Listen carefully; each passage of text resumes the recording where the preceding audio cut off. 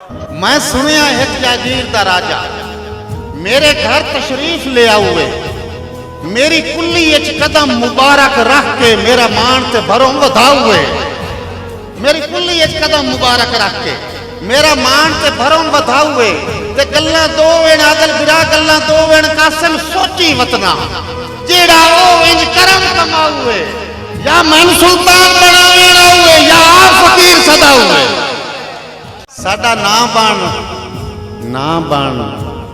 बन जिंदगी सारी असा तयां दा हो के जी लेना है।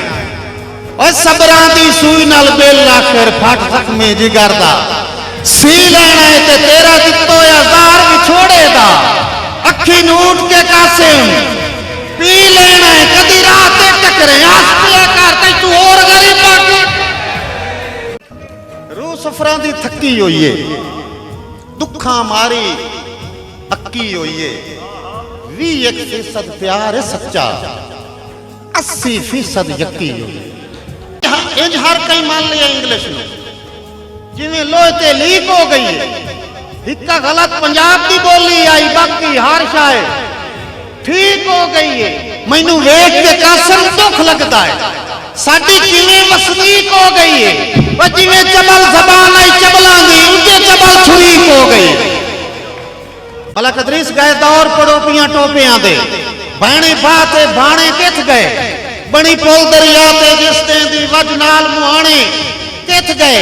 पीलू डेले दांद घरास ते कोलू खुस्से लाके बाणे किथ गए। और मेरे दौर दे कासिम बाला नू दसो रात पुराने किथ गए।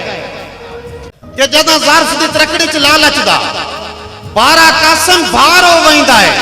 तदा अणा खया दे सीने चू हर नेजा पार हो वैंदा है। ते चकवाला ले वत लुड़ी होई गैरत हाथ नहीं लगदी सिरू पानी तार हो वैंदा है। ओ उदा रन सिरदार सदैंदी है जदा मर्द बेकार जेड़ा मेरे नाल इतफाक करेंदा ताड़ी मारो। ये कई बंदे बैड़े पाएगढ़ में वेंदा खला सही उदाहरण सिरदार सदैंदी है जदा मर्द बेकार हो वैंदा है। और जेड़े लोग अनाथ गैरत दा छड़ देवन जान के पल्ला बड़े शौक दे नाल झले